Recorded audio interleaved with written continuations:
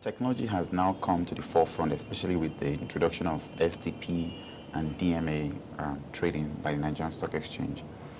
I mean, it used to be that there was, the way I put it, explain this way. There used to be enough time to react to errors.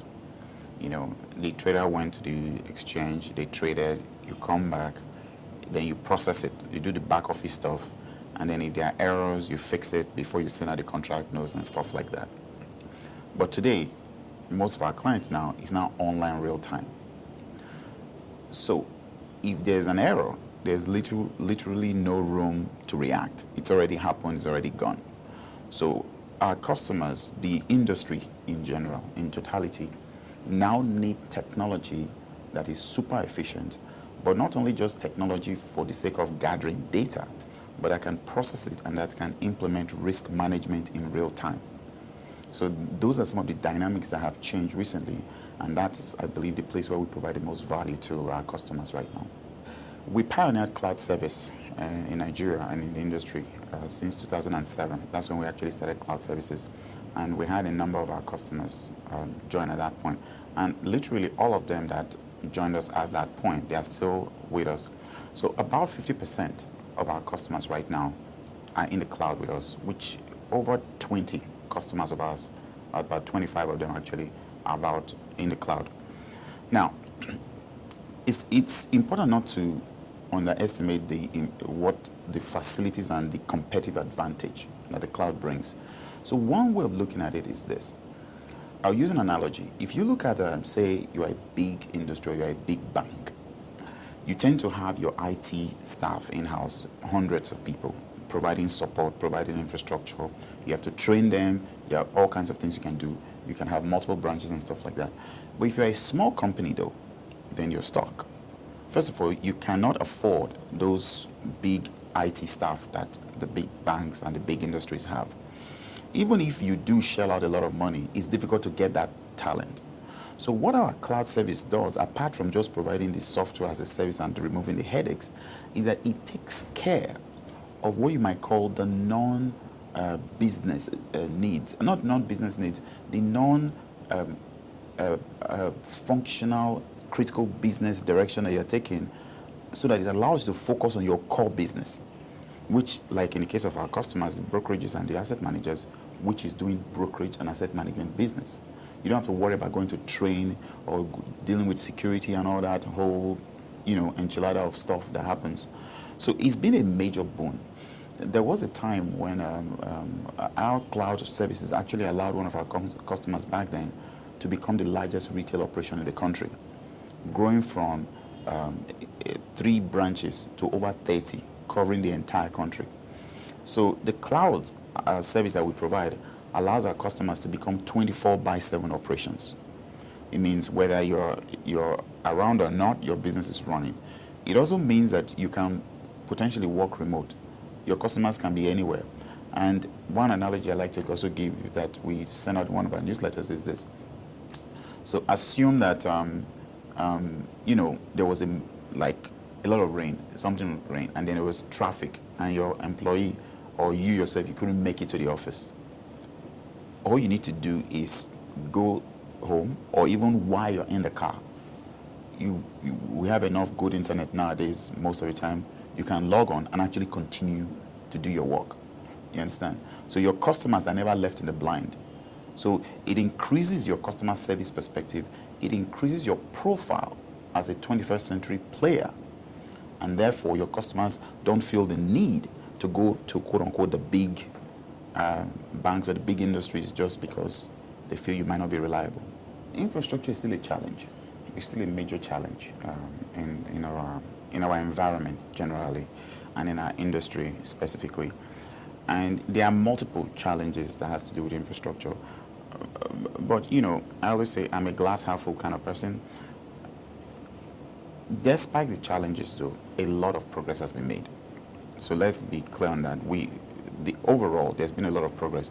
So some of the challenges that exist is not just the infrastructure or physical infrastructure challenges, like the fact that there can be too much traffic, the roads can be bad, our internet connectivity can be spotty at times, especially if you get to the middle of the day, it starts to slow down and stuff like that. But there are other also infrastructure challenges that may not be so obvious, which has to do with just personnel. That's actually, I see that going to the future as the biggest challenge. So personnel means people with the appropriate skills to be able to handle what you need to do. And then there's cost. So in 2007, when we started, there were a lot of things that simply did not exist. Internet bandwidth was really poor. So we had to innovate around the challenges that we faced.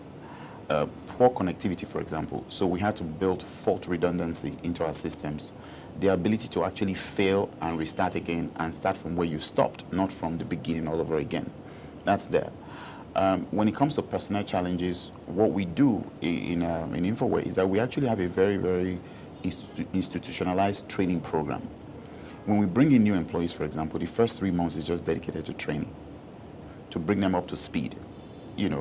Then when it comes to costs, we have designed our systems in such a way. So, I think sometimes people miss the fact that, yes, we provide the core solutions that our customers see. But unseen, though, we have also designed an array of technology solutions and infrastructure that has been proprietary to us just to cater to the unique challenges that are in this market. It could run into things as the ability for you to be able to do online real-time backup and then be able to move it from one location to another, but deal with the issue of the internet connectivity that we have. In short, there was one, I'll give you a specific example. A while back, several years ago now, we provide online banking, which is for our customers. They've always so that their customers can go online and then perform all the operations and see their balance and stuff like that. Now, before the advent of the NS's DMA stuff, what we used to do is that let me just cut to it, there was this need to replicate data between two locations. Now, somebody will say, there's things like replication services built into the database, but if you try to use that here, it just won't work because the internet was really slow. You couldn't get more than 30 kilobits per second. So we designed our own replication mechanism that was built fundamentally into our application that handled that. And it kept self-correcting no matter how poorly the bandwidth got. From a security standpoint,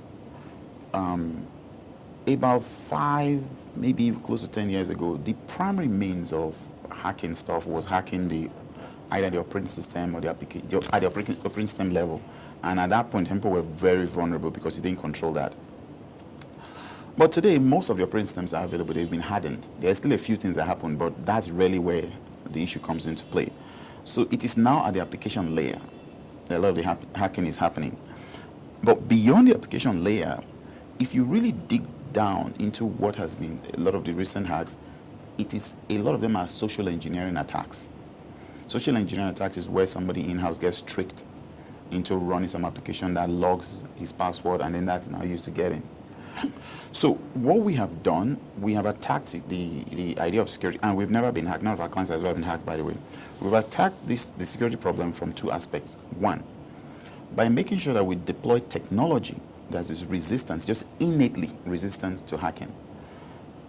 2, that even if somebody wants to snoop, snooping is, we have a network here, then somebody can be in a car out there. There was that incident about Google a while back where Google was actually listening in on what the transmissions that were going on.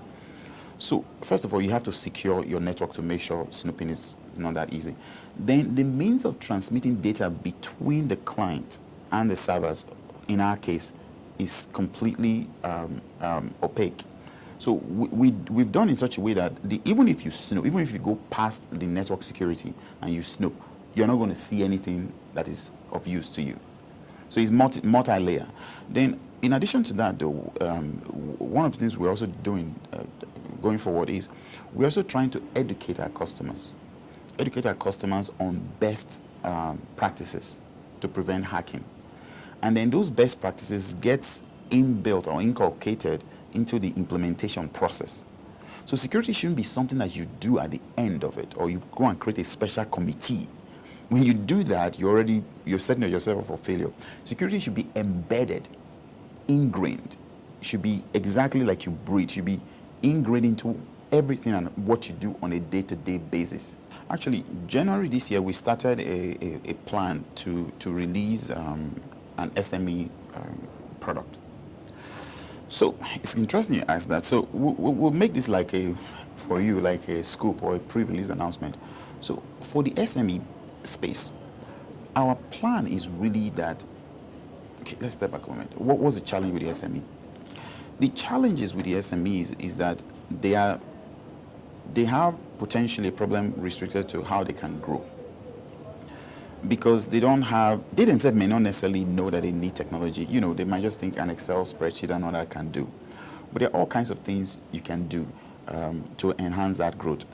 But I believe the problem that the SMEs have is that a lot of the time they are being told, come and buy this so that you can do this.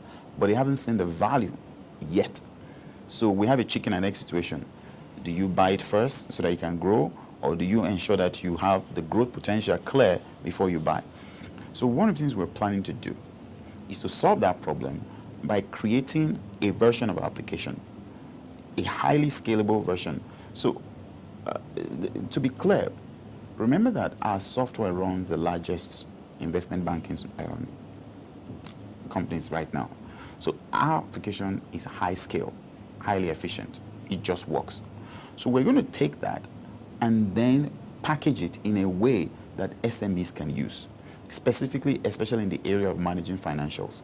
So what we've been doing with our management is looking at how we can do it in such a way that is affordable to the SMEs. So one way we're actually planning and what we're thinking about doing is to create a starter edition that will actually make free. So the goal really is that the Nigerian economy is full of small businesses. A lot of those small businesses, they're not being run efficiently, right?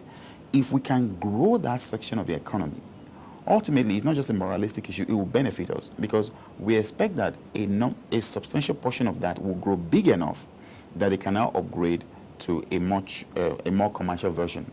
We believe strongly in Nigeria, so we've actually expanded our offices. We are recruiting actively. If there are people that are watching this and are interested in working for Infoware, both on the development and consulting or the implementation point, they should just send in their resumes. So we believe that the outlook for Nigeria as a whole is huge, and it just has to do with the numbers. A lot of the growth that's coming right now is coming, a huge chunk of it is coming from Lagos. There are infrastructure challenges that needs to be dealt with to enable the rest of the country to grow. But even looking at that though, the country is still growing at over 6%. Even it was projected to be 7-point-something%. I don't know, but now it might become a little bit like 6%. And that growth, you have to understand, that growth is happening with our infrastructural limitations, which are very, very severe. So imagine that companies like us, Infoware, we come into the play, like we just mentioned about the SMEs, we help the SMEs to be able to run their operations more efficiently, right? That's going to create a spawning ground for all kinds of additional functionality that we cannot even imagine right now. Right? And then generally, the overall market that we see it growing. Although we've been focused on the financial sector, we've actually expanded our operations. So some of our clients right now are in the manufacturing sector because our ARP solutions, our risk management solutions, our inventory management, and the rest of them, they work across the board. So we've already started deploying across other horizontal industries apart from just the financial sector. So we are very, very bullish about the Nigerian economy, and we are investing appropriately to match exactly what we believe is going to happen in the future.